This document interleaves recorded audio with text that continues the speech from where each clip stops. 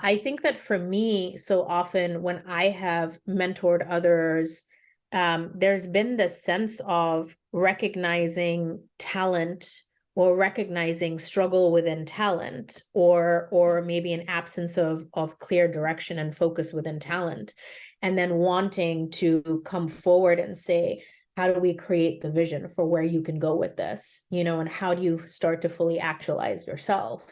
And I mean, I have honestly been in positions of privilege where I've been able to support a lot of young people, a lot of young professionals through their careers, help them get their first jobs or employ them for the first time, help them seed and launch organizations, provide guidance to them as they're scaling and they're growing. Never at any point, though, was the sense that I had ownership over their outcomes. They had ownership over their outcomes because they were the ones who were putting in the effort and the work. There was just the sense of being able to offer some direction and some guidance and the confidence that I believe in you. This might feel difficult, but keep going because there's something there.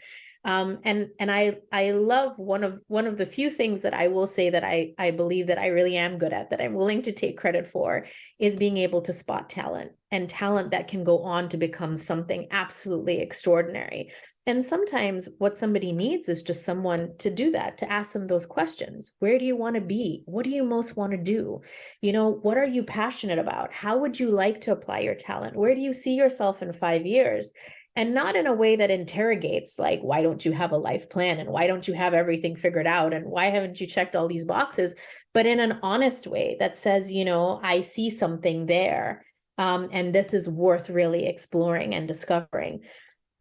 Now, finding someone to take that journey with you and stay with you along the course of that journey, I think that that is quite difficult to do. And it tends to be more rare and serendipitous because there isn't actually a really good system of being able to have a network where people could get matched up that way.